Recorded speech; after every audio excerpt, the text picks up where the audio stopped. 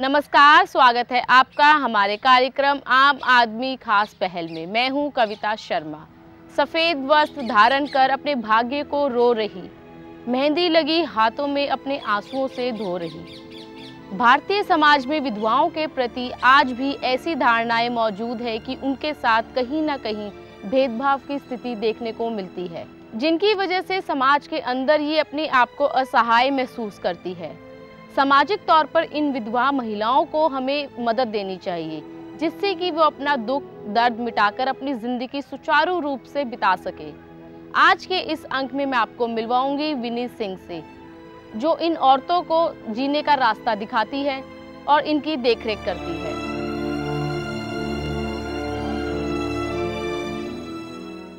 7 जन्मों तक साथ निभाने वाले हम सफ़र अगर बीच रहा ये ज़िंदगी को अलविदा कहे जाएं और अपनी पत्नी को अकेला छोड़ जाएं, तो भारतीय समाज एक पल भी देर ना करे उसे विवाहित से विधवा का नाम देने में।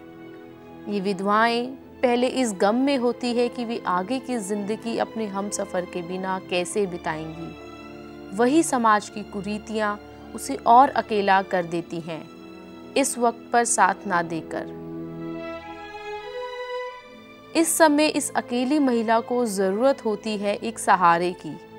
उसे ये सहारा या तो उसका परिवार देता है या परिवार उसे अकेले डगर पर छोड़ देता है। आंकड़े बताते हैं संसार में 245 मिलियन विधवाएं हैं, लेकिन फिर भी समस्याओं पर कोई ध्यान नहीं देता है। आज भी 115 मिलियन विधवाएं गरीबी निम्न स्तर पर जीती है, लेकिन हमें याद रखना होगा कि परमेश्वर ने स्त्रियों को भी पुरुषों के समान आशीष दिया है। विधवाओं का हमने सुना था, पर कभी मेरे दिल में ये ख्याल आया नहीं था कि मैं ये कभी इस तरफ भी आकर काम करूँगी। मैं कभी वृंदावन नहीं आई थी। 2009 में मैं किसी कारण वृंदावन आई तो मैंने कुछ विधवा माताओं को देखा। वो कुछ हाथ में लेकर ना ऐसे चल रही हैं और उनसे चला नहीं जा रहा, तो वो 5 कदम लेती फिर बैठ जाती, 5 कदम लेती फिर बैठ जाती। तो हमने मेरे को बहुत ख़राब लगा उनसे पूछने के बाद में। उनसे मैंने पूछा कि आप रिक्शा क्यों नहीं ले लेती हैं? तो वो मेरी तरफ देखकर उनके मुंह पर ऐसी लुक थी कि आप क्या सही दिमाग में हैं क्या? फिर उन्होंने मेरे को बताया कि हमारे पास तो पैसे नहीं है, तो हम कहाँ से वो लेंगे। ये कहीं पे बंटवारा हो रहा था राशन का, तो वहाँ पे हमको 2 किलो चावल मिला है और 1 पाव तेल, तो वो लेके हम जा रही हैं। तो फिर मेरे को लगा कि 2 किलो चावल जो उठा नहीं सकता बिल्कुल भी, 5 कदम से ज़्यादा नहीं ले सकता, तो उनकी सेहत पे उसका क्या असर हो रहा है। और एकदम उनकी बेंट स्पाइन एंड एवरीथिंग दिल में बहुत ख़राब लगा। सो मैं जब वापस आई तो मैं अपने हस्बैंड को बता रही थी, तो बात करते करते फिर रह गई। उसके बाद में 3-4 महीने के बाद फिर मेरे दिमाग में वही बात खटकती रही और फिर हम दोबारा वापस आई मैं वृंदावन अपने हस्बैंड को लेके कि तो आप भी चल के देखो कि मैं क्या बात कर रही हूँ। सो ऐसे ही हमने 3-4 बार चक्कर लगाया। हम सोचते रहे हम क्या करें जिससे इनकी कुछ लाइफ में हम लोग इज़्ज़त ला सकते हैं, कुछ इनकी सेहत का ध्यान रख सकते हैं। यही सोचते सोचते हमको एक बात समझ में आ गई कि हम ऐसा कुछ नहीं करना चाहते जो कि हम इनको कुछ दें और ये उसको आगे बेच दें। कुछ इनको पैसे चाहिए हो तो बेच दें। तो हमको लगा कि हम इनको खाना बना के देंगे रोज़। खाना बनाने के लिए हम अपना किचन नहीं बनाना चाहते थे, तो हम एक दिन अक्षय पात्र में वैसे ही खाना खाने गए थे दोपहर में। तो वहाँ प्रभु जी से बात हो रही थी, तो प्रभु जी को हमने बोला कि हम ये करना चाहते हैं, तो आप हमें बताइए कि हम किस तरह इसको आगे लेके जा सकते हैं। तो प्रभु जी बोले कि चलिए देखते हैं। ये कह के बात ख़त्म हो गई और 2 दिन के बाद उनका हमको फ़ोन आया कि आपने हमसे बात करी थी कि आप विधवाओं को खाना देना चाहती हैं, तो आप आइए हमसे बात करें, हम देखते हैं कि हम आपका साथ दे पाएंगे। बस वो दिन था और आज का दिन है, हमने कभी मुड़ के नहीं वापस देखा।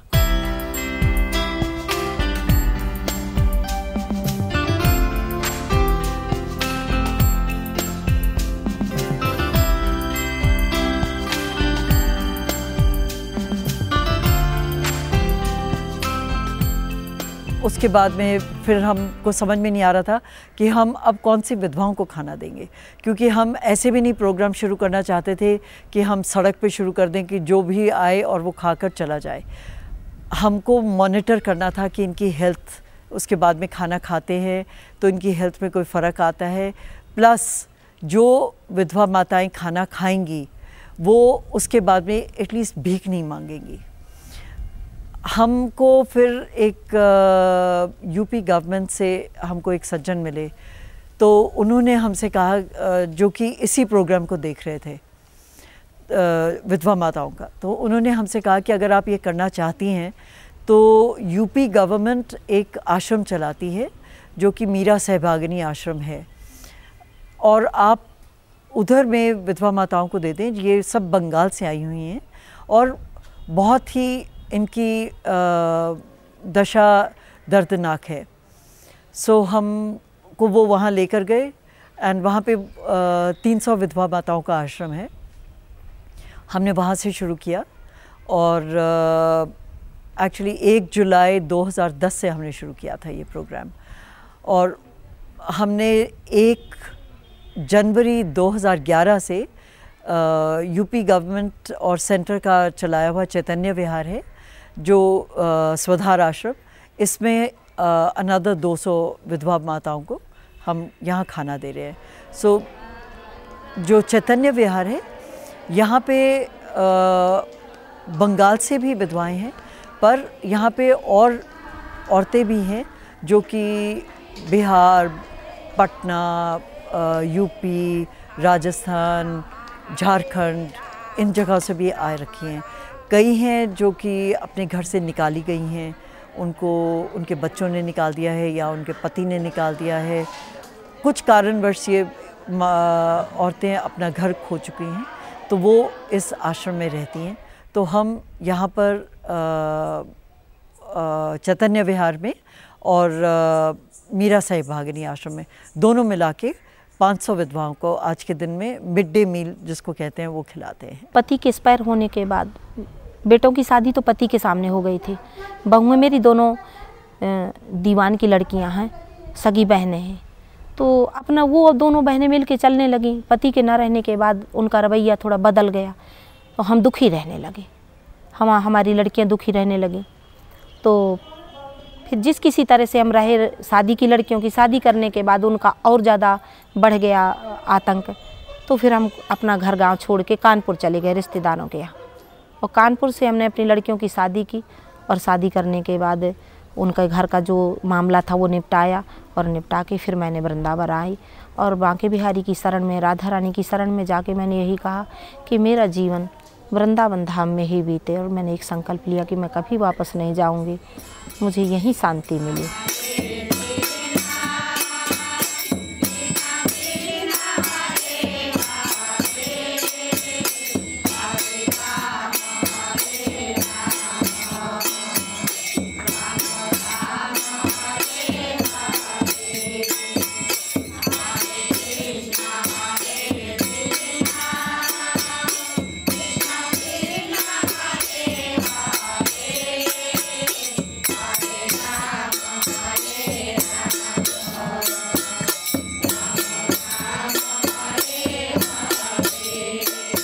इनका शेड्यूल तो बहुत टाइट रहता है अपने में ही।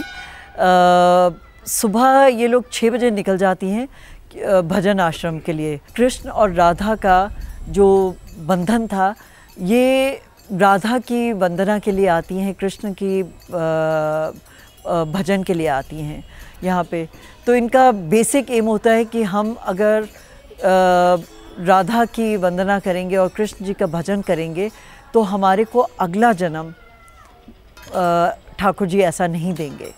तो इसके लिए वो सारा दिन भजन करना मांगती हैं, और भजन करने के साथ साथ भजन आश्रम में इनको एक छोटा सा ये होता है 4 घंटे भजन करें तो इनको 3 रुपए मिलते हैं। सो इनकी कोशिश रहती है कि 4 घंटे सुबह और 4 घंटे शाम को अगर भजन कर पाती हैं ये, तो 3 रुपए सुबह 3 रुपए शाम को इनको मिलते हैं।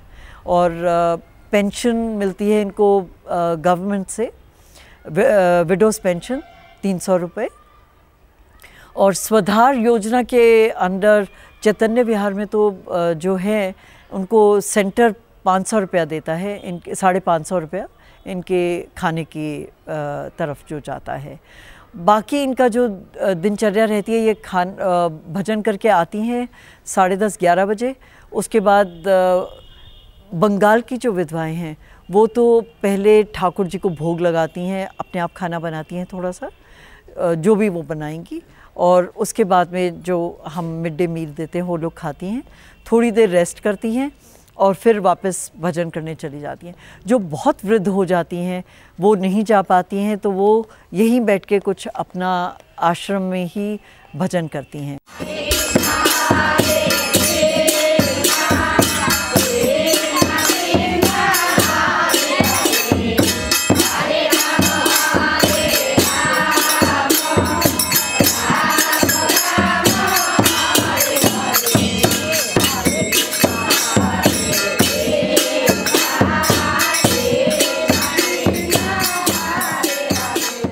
जब इनको हमारे पे विश्वास हो गया है कि हम इनको अपने लिए नहीं इन्हीं के लिए काम कर रहे हैं और इनकी थोड़ी इज़्ज़त के लिए काम कर रहे हैं कि इनको अपने लिए लोगों से इज़्ज़त मिले ज़िंदगी में।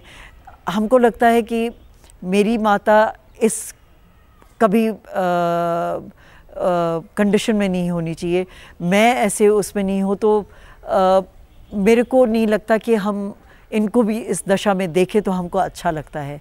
तो उसके लिए फिर हम इनको सिखा रहे हैं कि अभी आप थोड़ा सा स्किल बिल्डिंग करिए, आप बैठे बैठे अपना भजन करिए, भजन करते करते कुछ और काम कर लें, हम आपको यहीं पे दे देंगे काम, आप यहीं बैठ के काम करिए और आपको जो भजन आश्रम में मिलता है उससे आप ज़्यादा कमाएंगी, आपको अपनी इज़्ज़त मिलेगी, आपके परिवार वाले भी शायद आपको कल को पूछ लेंगे क्योंकि आपके पास पैसा होगा। तो हमने अभी एक तो शुरू करा है इनके साथ माला बनाना बीड्स के साथ में, पेपर बीड्स के साथ, एक वो कपड़े की बीड्स के साथ हम शुरू कर रहे हैं। जितने भी ये कार्य हैं ये सारे भजन से जुड़े हुए हैं।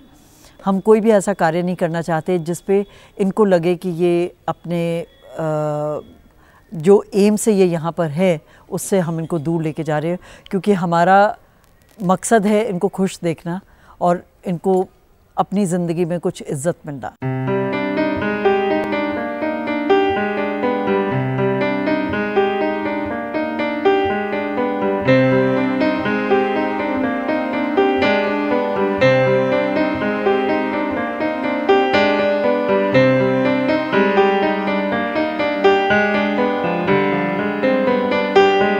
जो ये 2 आश्रम हैं इसमें तो हमारे को अधिकतर 45 से ऊपर हैं सब, इसमें कोई भी 45 से कम नहीं है।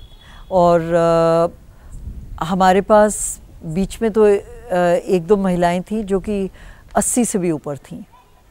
सो अधिकतर महिलाएं सब 45-50 से ऊपर हैं। जब भी यहाँ पे कोई विधवा माता का देहांत होता है तो वो बीमार होती हैं, धीरे धीरे ही जाती हैं, ऐसे नहीं होता कि अचानक कोई भी किसी का देहांत होता है यहाँ पे।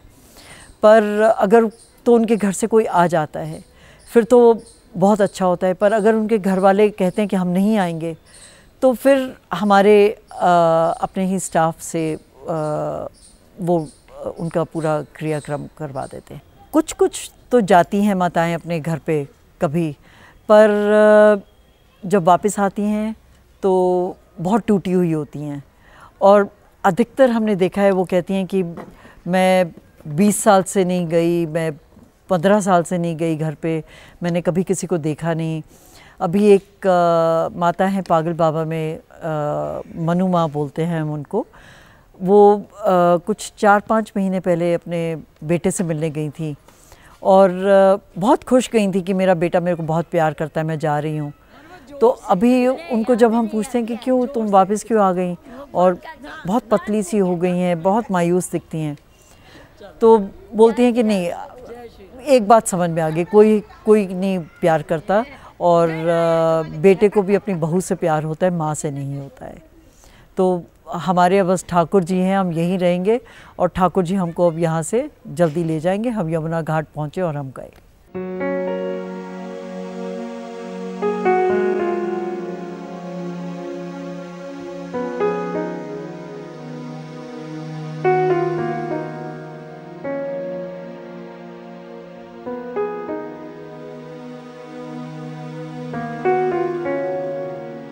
हमारा जो स्टाफ है यहाँ पे, ये इनके बैंक अकाउंट्स खुलवाते हैं, इनको इंश्योर करते हैं कि इनकी पेंशन्स के लिए फॉर्म्स वगैरह ये भरें पूरे ठीक से, क्योंकि पेंशन वगैरह इनकी आने के लिए मोस्ट ऑफ देम ये अनपढ़ हैं, तो इनको हेल्प करनी पड़ती है। तो ये हमारा स्टाफ देखता है कि इन सब के बैंक अकाउंट्स खुल रहे हैं, इनकी पेंशन आ रही है, इनके जो स्वधार योजना वाले हैं उनमें भी ये प्रोग्राम में इनरोल्ड है। सो राशन कार्ड है, ये सब चीज़ों को हमारा स्टाफ ही देखता है। मैं मैया को बातचीत करती हूँ, उन लोगों से समझती हूँ उनकी क्या समस्याएं, उस तरीके से थोड़ा समाधान करती हूँ अपने स्तर पर। नहीं होती है सॉल्यूशन तो मैडम मैं हमारी दिल्ली वाली उनसे बोलती हूँ, और जो भी इनके वर्क है, इनका राशन का वर्क, इनका पेंशन का अकाउंट्स खुलवाना, वो सारा वर्क मैं देखती हूँ। हमारा साल में एक फंड रेज़र होता है जिसमें हम थोड़ा पैसा इकट्ठा करते हैं इन सब चीज़ों के लिए करने के लिए। और अब हमारे साथ एक संस्था है जिनीवा से, जो कि खाली वृद्ध औरतों के साथ काम करती हैं, तो वो अब हमारे को इसमें सपोर्ट कर रही हैं। तो हम इसमें हेल्थ के लिए हमारे साथ में जैसे श्रॉफ आई हॉस्पिटल है, वो हमारे को पार्टनर करते हैं। तो हम यहाँ से माताओं को ले जाते हैं दिल्ली में श्रॉफ आई हॉस्पिटल में, वो ओवरनाइट रखते हैं, इनको कैटरैक्ट सर्जरी करते हैं। उसके बाद में एक दिल्ली कॉमनवेल्थ विमेंस एसोसिएशन है, वो हमारे को सपोर्ट करती हैं हेल्थ कैंप्स करने में, हमको कुछ दवाइयाँ देने में, और इनको हम हेल्थ कैंप्स भी इधर करते हैं मल्टी स्पेशलिटी, जिसमें उनके डॉक्टर्स आते हैं, अपोलो से डॉक्टर्स आते हैं, स्पाइनल इंजरी से डॉक्टर आते हैं, वो आकर इन सब के देखते हैं इन लोग को क्या क्या इलनेसेस है, सिकनेसेस है। इनको हमको जैसे अभी समझ में आया है, कैटरैक्ट तो बहुत लोगों को बहुत जल्द उम्र में हो जाता है, डाइट के कारण, स्ट्रेस के कारण। इनको बहुत ज़्यादा महिलाओं को यहाँ पर जोड़ों की दर्द है, इनको स्पाइन में दर्द है। अभी तक हमने इनका टीबी के चेक्स नहीं शुरू करवाए हैं, पर अब वो हम करवाएंगे, क्योंकि हमको लगता है काफ़ी विधवा माताओं को टीबी हो सकती है, क्योंकि इनको काफ़ी देर तक बुखार रहता है, इनको खांसी रहती है, बुखार उसके बाद में इनके पेट में बहुत ज़्यादा प्रॉब्लम रहती है। एक डॉक्टर तो यहाँ पे हमारा है जो कि परमानेंट है, वो यहाँ पे एवरी ऑल्टरनेट डे आते हैं, और नर्स परमानेंट है, वो हर रोज़ यहाँ पे होती हैं। सो दवाइयाँ डिस्पेंसिंग के लिए वो पूरा काम चलता है। एंड अदर देन दैट, एक हेल्थ कैंप में हर हफ्ते एक हेल्थ वैन आती है, हेल्थ क्लिनिक करते हैं, और उस हेल्थ क्लिनिक में पूरा हर एक तरह की दवाइयाँ इनको दी जाती हैं उसमें।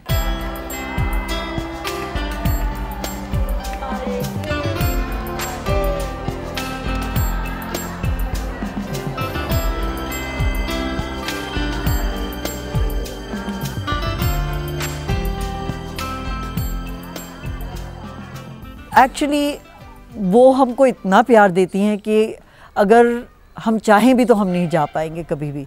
अगर कल को हमारे पास पैसा नहीं भी होगा तो आई थिंक हम कहीं ना कहीं से चाहे अपने से लगाएंगे, पर हम इनका खाना बंद नहीं करेंगे, क्योंकि ये एक उनका आधार हो गया है। एटलीस्ट एक न्यूट्रिशनल मील उनको रोज़ का मिल रहा है। और जहाँ तक गवर्नमेंट की सपोर्ट की बात है, हमारे को एक्चुअली गवर्नमेंट की ही सपोर्ट है, तो हम ये 2 आश्रम में काम कर रहे हैं।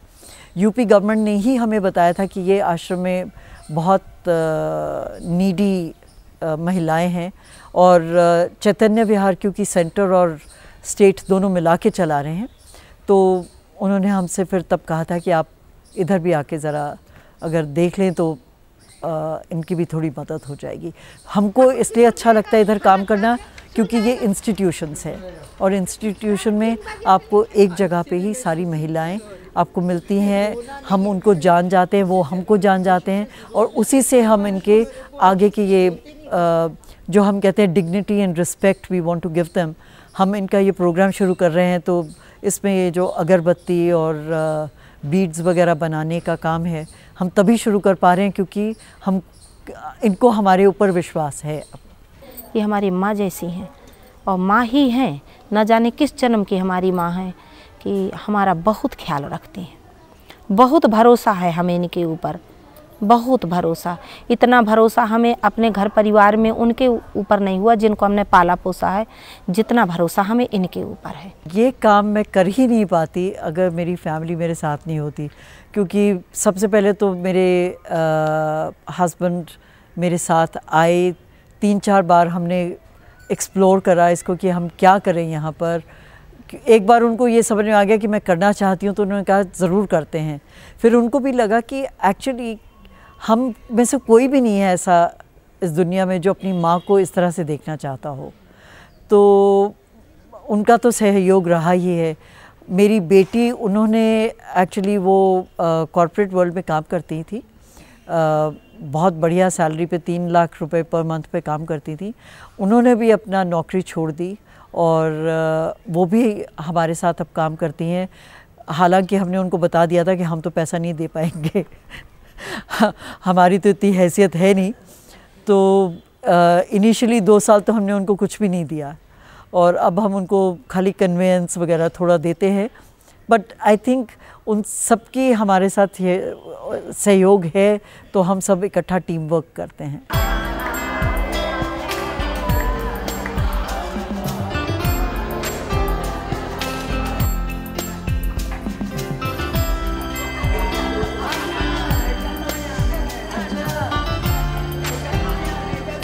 आजकल के बच्चे हैं, अपने माँ बाप को प्लीज़ इज़्ज़त दीजिए, उनको ऐसी उम्र पे घर से मत निकाले और ना ही उनको जाने दे अगर वो जाना भी चाहते हैं।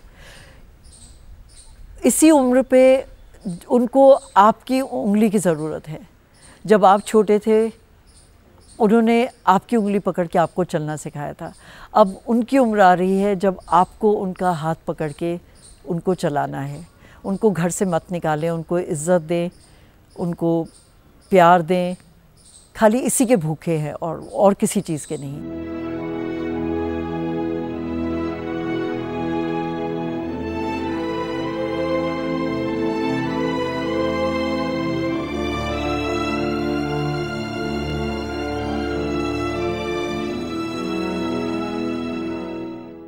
आओ हम समाज के कटु नियम बदल दें, विधवाओं पे जुर्म की बेड़ियों को तोड़ दें। ज़रूरत इस बात की है कि हमें विधवाओं के सहयोग को मान्यता देनी चाहिए जिसकी वे हकदार है। आज के इस अंक में बस इतना ही। अगर आप भी ऐसी ही किसी प्रतिभा को जानते हैं तो हमारे इस ईमेल आईडी पर लिख भेजिए। हमारा ईमेल आईडी है aakp.lstv@gmail.com। मुझे और मेरी पूरी टीम को दीजिए इजाज़त। नमस्कार।